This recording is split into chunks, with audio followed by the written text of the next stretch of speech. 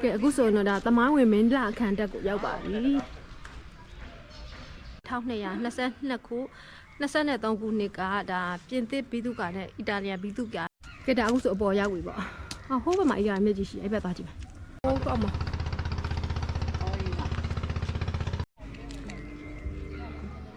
ဒါကနောင်မင်းသားကြီးဆောက်ခဲ့တဲ့ကျင်းနှန်းရုံနဲ့အရင်ခေတ်က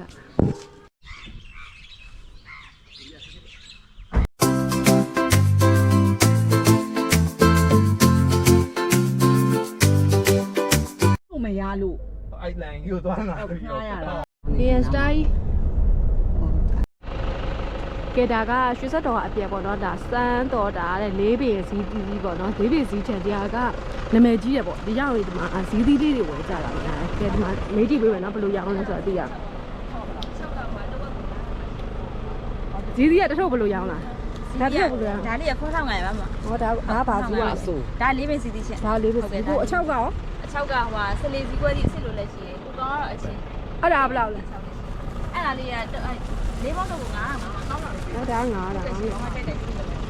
ဒါတရုတ်ဇီးတီးလို့ဖြစ်သွားတာလား အဲ့ဒါတူနော်အစ်စ်လို့လေ စေးလို့အော်စလေးဇီးတီးစေးလို့တယ်လေ ဒီတိုင်းဝါစားလို့ရတာလား ရှာအဲ့ဒါရတယ်ရှင်ရင်းနဲ့ပြန်ပြီးတော့ဆင်းရမှာလေဟုတ် ဟိုရေးစရအောင် ရတယ်ဟုတ်တယ်လေအဲ့ဒါလေးက2000ပါ ဟိုကဇီးတီးကဒါဇီးတီးပြက်နေရတဲ့ဝယ်သူများလို့တဲ့ဧည့်သည်များလို့ပေါ့နော် အခုရပန်ဖျားခုများရည်လေညရောတော့ကြတော့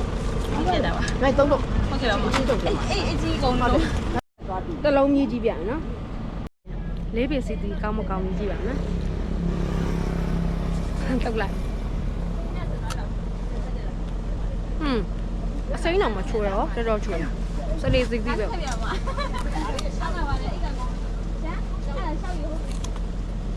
ချွေရောတော်တော်ဟယ်လိုမင်္ဂလာပါဒီနေ့ကရွှေစက်တော်မှာတညမအိပ်ပဲနဲ့ဘယ်ကိုသွားမလဲဆိုတော့မင်းလာခန်တက်ကိုသွားလိမ့်မှာဖြစ်ပါတယ်မင်းလာခန်တက်ကတည်းအထက်မင်းလာခန်တက်ပေါ့နော် AR မြစ်ပေးရဒါဟိုတခါမှလည်းကိုကမရောက်ဘူးသေးဘူးဆိုတော့ဒီမင်းလာခန်တက်ကိုသွားကျင်တဲ့အတွက်ဒီကဒေသခံမောင်လေးပေါ့နော်ဇေယျပေါ့သူနာမည်ဇေယျသူကလိုက်ပို့ပေးတာဖြစ်ပါတယ်ဒါကြောင့်ဒီနေ့ vlog လေးမှာမင်းလာခန်တက်ကိုသွားတဲ့လမ်းကြောင်းလေးကိုကြည့်ရမှာဖြစ်ပါတယ်ဒီမှာမီသွေးတွေလည်းရောင်းတယ်မီသွေးတစ်အိတ်ကို9500ရတယ်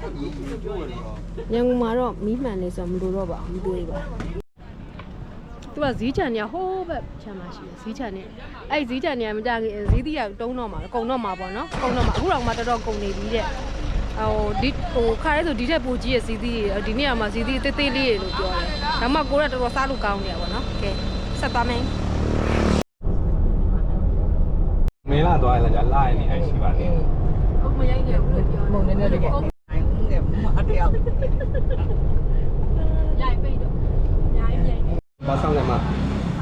ဟွာလေ စတော်ဘယ်ရီရဲ့မလာရင်ချောကလက် မလိုက်စားမှာတမီးအော်ညီမအော်အမ မလည်းမလိုက်မဆောင်လဲမကြောက်စုอ่ะ မလာရင် ဒါလေးကစတော့ပဲ အဲ့ဒီကစတော်ဘယ်ရီဟုတ် တူတူပဲလားဈေးကဘယ်လောက် ဈေးက3000ပါမှာ ဟုတ်အဲ့ဆိုဘယ်လောက်လဲကမင်းဘူးကစားကောင်းတဲ့ကိုဖီမလိုင်းနဲ့ဥဒါဝယ်စားမယ်နော်အော်ဝယ်စားပြမယ်နော်ဆိုင်နမရမြန်မာပါကဲဒါကလမ်းမှာစားပါမယ် ကြောင်းတော့ကြောင်းပြန်နေတယ် ခဲနေစားလို့မရ အေးခဲနေအဲ့ဒါကလည်း ပြောဆောက်လိုက်မယ် ပြောဆောင် တရားသုံးသူရဲ့အဲ့အဲ့မြတ်တလုံးသမိုင်းထဲမှာပါတယ် ငါတို့ခုဒီနေ့ကဟိုဟာဖြစ်နေလို့မမြင်လိုက်ရအောင် ဟုတ်တယ်မြူနီဆိုင်နေ ယူနီဆိုင်နေလို့မမြင်လိုက်အောင်မနေ့က ရပြီ အဲ့တော့ဒီဥစားကမကွေးကနေ sorry မင်းဘူးကနေပြီးတော့မင်းလာကိုသွားနေတဲ့လမ်းလေးပါဒီလမ်းကနေပြီးတော့မင်းလာခန်တက်ကိုရောက်ပါမယ်တားရတဲ့တော့ဟိုဘက်ကဒီဘက်ကို ကိုမတောင်းတယ် ကိုမှတောင်ထိပ်ပြီးတော့တောင်ကြီးရောတော်လာတယ်ကျိုး ဘာကုတ်ကို ကုတ်ကိုတွေထနောင်းတွေဒါတွေကအင်္ဂလိပ်ခေတ်ကလုပ်ခဲ့တဲ့လမ်းကြီးတွေမလား ဟုတ်တယ် နော်အဲ့ဒါကြောင့်အပင်ကြီးတွေတခြားလုံး ရောက်ရင်ကျမပြီးတော့တက်ပေါ်ကြအောင်နဲ့ အင်းလေးခေတ်လုံးနေတယ်မိုးရမိုးရဆိုပေါ်လာတယ် ဟိုမှာအုပ် မလေးရုပ်ပါအောင် အုပ်နှလုံးဒီမှာလေအုပ်နှလုံး အော်အဲ့ဒါတော့မပါတော့ ဟိုမှာပြိုင်နေ ဟောပြိုင်ရရောဟောအေးပြိုင်နေအများကြီးပဲ ဒီနေ့အုပ်မြင်တော့ကြည့်ရှုသူတွေတက်ဝေခတစ်ထက်ရောက်သွားတော့ရက်ကဆို ဟိုမှာပြိုင်နေတယ်ဘာဖြစ်လို့လဲမသိဘူးနော်ဟို6တာတော့မှပြိုင်နေအများကြီးပဲနော် အဲ့မို့တော့အဲ့အိုင်းထဲမှာ9လာတော့ အော်ငါးရှိတာ သူတွေကအဲ့ဒါ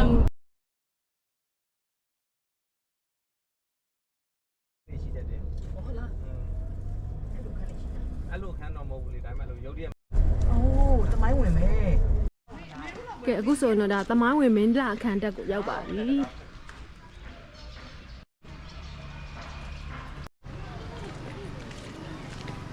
ဒါကဟိုပါပေါ့နော်ပြင်သစ်ပြည်သူကနဲ့ဒါမြန်မာနဲ့ပေါင်းပြီးတော့စောက်ထားတာ ပြင်သစ်ရဲ့ ဒီမင်းလာခန်တက်ရဲ့ဒီပေါ့နော်အလျားက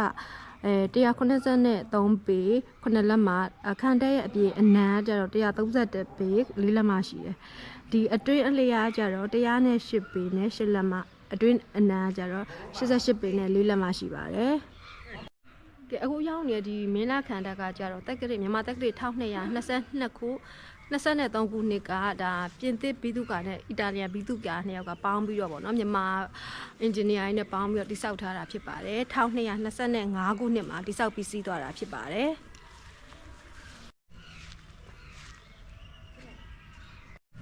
ကဲအပေါ်တက်ကြည့်မယ်အော်ဒီမှာဟိုမှာရေးထားရှိတယ်သူကကြတော့ဒီ ပိတ်ရလားအမလေးဖေ1860 61ခုနှစ်မင်းတုံးမင်းကြီးတော့ကနောင်မင်းသားကြီးကြီးကျက်ကုတ်ကဲမှုနဲ့တိစောက်ခဲ့တာတဲ့ပြည်သစ်နဲ့တာအီတာလီယန်လူမျိုးအင်ဂျင်နီယာများဖြစ်တယ်တဲ့ကိုမိုတိုဘယ်ရီနဲ့မိုလီနာရီတို့ကိုညီနဲ့ဒါနိုင်ငံခြားပြည်တော်ပြန်မြန်မာအင်ဂျင်နီယာတွေပေါင်းပြီးတော့စောက်ခဲ့တာတဲ့ခန္ဓာကြီးရဲ့အရှိအနောက်အလျား184ပေတောင်မြောက်အလျား181ပေအမြင့်26ပေရှိတယ်ဒါ AR မြင့်ရဲ့အနောက်ကမ်းမပေါ်မှာတိစောက်ထားခြင်းဖြစ်ပါတယ်တဲ့အခန်းရည်အတွက်ကအရှိဘက်မှာ9ခန်းအနောက်ဘက်မှာ4ခန်းတောင်ဘက်မှာ6ခန်းမြောက်ဘက်မှာ4ခန်းစုစုပေါင်း22ခန်းရှိရတယ်လှေကားကကြတော့2ဆင်းပေါ့နော်ဒီဘက်မှာ2ဆင်းဟိုဘက်မှာ2ဆင်းရှိတယ်ဒါ1885ခုနှစ်ဒါဗြိတိရှတပ်တွေဝင်ရောက်တိုက်ခိုက်ကြမှာမင်းလာခတ်တပ်မှာတဲ့မင်းထင်မင်းလာအဲ့ဒါဟိုဟာလေမင်းထင်မင်းလာရဲကောင်သူတွေဆိုအမြောက်ကြီး35လက်နဲ့ဒါတနက်မီးပေါက်လေးကြက်ကန်ကကုခံခဲ့တဲ့နေရာဖြစ်တယ်ပေါ့နော်ဒါမြန်မာရီရဲ့စိတ်သက်နဲ့ကြက်ကန်အင်္ဂလိပ်တွေကိုကြက်ကန်တွန်းလာခဲ့တဲ့မင်းလာခတ်တပ်ကြီးဖြစ်ပါတယ်ကဲဒါအခုဆိုအပေါ်ရောက်ပြီပေါ့ဟိုဘက်မှာအရာမြင့်ကြီးရှိအဲ့ဘက်သွားကြည့်မယ်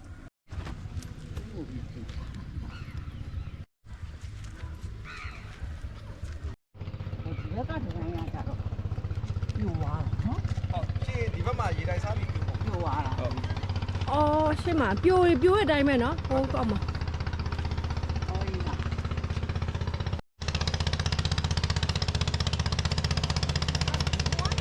လာတော့ဟိုဘက်မျက်စောင်းလူလေးမှာခဏတကူရှိတယ်သူကအိုက်ကိကရေချောင်းရဆိုသူကအိုက်ကိုခေါင်းတယ်ပြီးလာတာအဲ့တော့ပြေးမလို့ဘူးပေါ့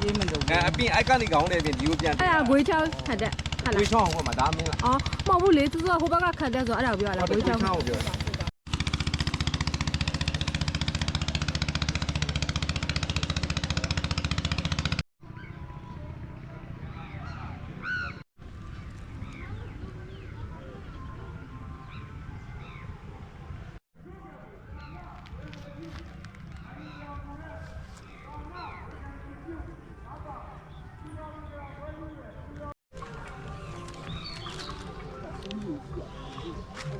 လုံးလေးလေ อืมအေး အဲ့အောက်မှာအိုယိုတန်းလေးမြင် အေးဦးတန်းတွေ့ အေးအဲ့ပဲ ဩ ဒီကနေကျွန်တော်မြေနဲ့တသားတယ်ပဲ အော်မြင်ချင်းသွားတယ်ဒါပေမဲ့အဲ့ဒါမသိရအောင် မသိရ ဒါမင်းလက်ခန္ဓာကမြင်ရတဲ့ကိုယ်ချောင်းကတ်ထက်ပဲ ဘု ဖြစ် ရား ပါ ဒီ တယ် ကနေကိုလှုပ်ထားတာ ဟိုဘက်ကြီးနော် ရေချောင်းမှာပြီးွာရအောင် ပြီးရင်တော့ဒီကိုခေါင်းပြန်ထိုးရမှာအဲ့တော့ကျတော့ပြည့်လုံး ဟိုဘက်ကလာမှာပေါ့တင်မောတွေက ဟုတ်တယ်ဟိုဘက်ကတက်လာအောက်က ဟိုဘက်ကတင်မောတွေကတက်လာတာ ပေါ်သွားမှာ ဟုတ်တယ်အပေါ်တော့မန်းလေးတော့ဟုတ်တယ် ဩโอเค ဒီဘက်ကမန္တလေးဘက်ကိုတက်မှာဆိုတော့ သူကဒါမှမဟုတ်ကိုချောင်းမှာကသူကမတိုက်လိုက်ရအောင် อืม မတိုက်လိုက်ရတော့ကိုချောင်းခဏကအရင်ဆုတ်သွားကြတာဆုတ်သွားဒီမင်းလာခဏကိုတိုက်ဖို့ကတော့ဒီပန်းတော်ပြင် sorry ပတ်ထက်နဲ့ကိုမှကန်းတက်ပြီးတော့ဒီဘက်ကိုလာတိုက်တာ နှစ်ဖက်ကိုပတ်နေကိုချောင်းနေပတ်နေဒီပဲเนาะကိုချောင်းဘယ်ဘက်ချင်းပါသွားလဲ ကိုချောင်းမကိုပဲမကွေးပဲ ဒီမှာအခန်းဆက်တစ်ခန်းဆိုတော့ဒီအပေါက်လေးပေါ့နော်ဒါလေးတွေထဲ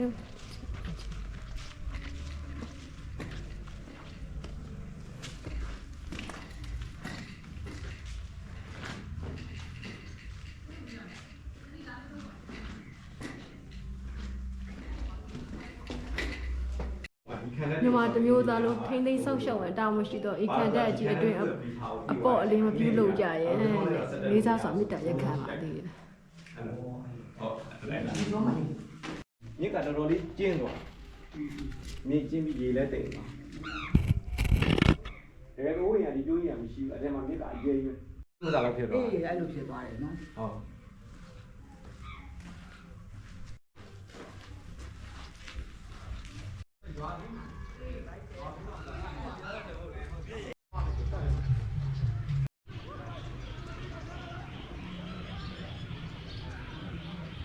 ပြောအဲ့တော့ဒီမင်းသားခံတက်ကဒီမှာပေါ့နော်ဟိုပါပေါ့ရှေ့သူကနေပြီးပြန်ယူတာတော်တော်ကြာပြီလား ကြာပြီပေါ့သူတို့တောက်လျှောက်သူတို့ကလည်းယူထားတာလေဟုတ်ဒီမင်းသားခံတက်က तू ကဒီမှာလာပြီးတော့လဲပတ်တဲ့သူရောရှိလားတမိုင်းကြောင်သိကြရလားရှိတာပေါ့အရင်တော့ကတော့လာကြတယ်လေပိတ်ရက်တွေလာကြတယ်အခုနောက်ပိုင်းကျတော့လမ်းပန်းသွားရလာရဲ့အချိန်ကြီးအကြောင်းတိတ်မလာပြကြတော့ပေါ့အခုတော့တော်တော်လေးပါသွားတာပေါ့တခါလေးသူပိတ်ထားကြတာဩအဲ့တော့မင်းသားခံတက်နဲ့ကိုချောင်းခံတက်ကနာမည်ကြီးတမိုင်းမှာမြန်မာတမိုင်းမှာနာမည်ကြီးနှစ်ခုပေါ့နော်အဲ့တော့အဲ့နာမည်ကြီးနှစ်ခုအကြောင်းကိုလူတွေကဘာဖြစ်လို့မေးပြောဖြစ်နေကြလဲလို့ထင်လဲဒါတော့တမိုင်းကိုဖော်ထုတ်ပေးဖို့ဆိုတာကသက်ဆိုင်ရာအစိုးရတာဝန်ရှိတဲ့လူတွေအတွက်အကြောင်းသူတို့အတွက်ကသူတို့ဖော်ထုတ်ပေးမှလူတွေကလိုက်လာကြမှာ哦နောက်ပြီးကြတော့ဒီတမိုင်းကိုစိတ်ဝင်စားတဲ့လူတွေပေါ့ဒီလူတွေကနေပြီးတော့အထင်ကြီးအားကိစ္စတွေပြောပြပြီးမှlesson ကမ်းပေးကြမှာလူတွေကသိကြမှာပြီးမှစိတ်ဝင်စားတာအဓိကသိဖို့ပေါ့မသိကြတဲ့အတွက်လည်းမလာကြသလိုလူတွေရဲ့စိတ်ဝင်စားမှုကဘယ်ဘက်ဒီမှာစိတ်ဝင်စားနေလဲဘယ်ဘက်ဒီမှာစိတ်ဝင်စားဘူးလဲဆိုတော့မှလည်းအများကြီးမှုတည်တာအဲ့တော့မင်းသားခန္ဓာကလေတော်တော်လေးကိုလေ impression ကောင်းနေပေါ့နော်ဒါနိုင်ငံသားဟို Italy နဲ့ပြင်သစ်ပြည်သူကာတွေကလုပ်တယ်ဆိုတဲ့ခါကျတော့ဗမာတွေကမညံ့ခဲ့ဘူးနော်မညံ့ခဲ့ဘူးလေဒီစင်စီချောတွေကကြတော့ဒါအမြောက်တွေတင်တာပေါ့နော်ဒီမြေပြောကနေပြီးတော့ဒီခံတက်အပေါ်အတက်ကိုဒီဂုံးပေါ်ကသူဂုံးလောက်တာဆိုတာကဒီကလေအမြောက်တွေလက်နက်တွေပြတ်တဲ့တာပေါ့နော်တုံးပြီးတော့ဒီဘက်မှာစစင်ကန်အစ်စ်တော့ကောင်းကောင်းလေးပဲတက်တက်ရှိရှိတက်မယ်ပုံကဲဒီက AR မြစ်ဘက်ပေါ့နော်ဒီဘက်ကိုတစ်ချက်ရိုက်ပြအောင်ပါဒီဘက်လည်းရန်ပြူလာတယ်လို့ပြောတယ်ရတော့ရေးပဲနေပေါ့နော်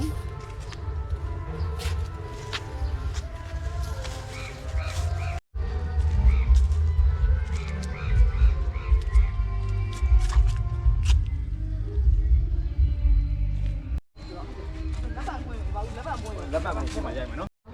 ကဲအခုဒါဆိုမင်းလာခတ်တက်ကပြန်မယ်နော်ဒါမြန်မာတို့ရဲ့တန်ဖိုးမဖြတ်နိုင်တဲ့တကယ်လက်ရမြောက်တဲ့မင်းလာခတ်တက်ကြီးကိုကြည့်လိုက်ရတဲ့အတွက်ဘုသူတလည်းရမယ်ကျင်းနဲ့တယ်လို့လည်းထင်ပါတယ်လက်မယ်လို့လည်းထင်ပါတယ်နော်အဲ့ခက်ပြီးတော့ပြန်မယ်ဒီနေ့ရုံကဲဒါကနောင်မင်းသားကြီးဆောက်ခဲ့တဲ့ကျင်းနှန်းရုံနဲ့အရင်ခေတ်ကထဲတော့ဝင်လို့မရဘူးเนาะဒီနားလေးကပဲရုပ်ကြတယ်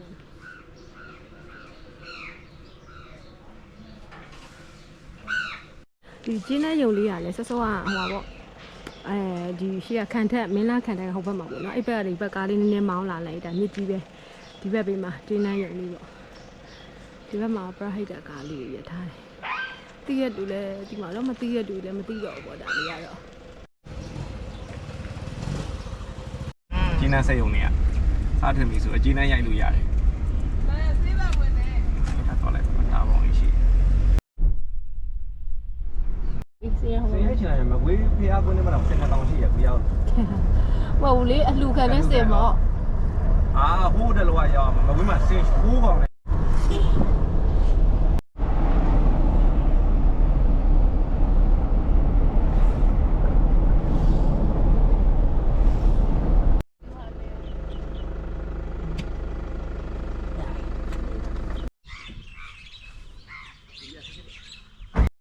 ကဲဒါလက်ပတ်ပို့လေကိုရှိမှကျွေးလို့ယူလိုက်မယ်နော်ဒါကဟိုပေါ့မင်းဘူးအပြန်ပေါ့မလက်ပတ်ပေးအကြီးပဲဒ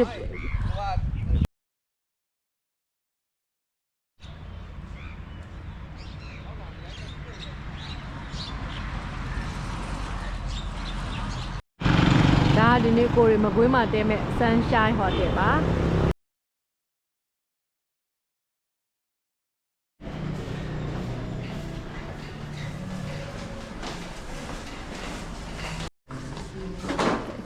ပါပြီတတာဒီမှာအန်ဒီထိုင်းနေဒီမှာနေရအိမ်မယ်ဒါ3ယောက်တည်းတဲ့အခန်းပေါ့နော်ဒါလေးကတည5600ပြရပါတယ်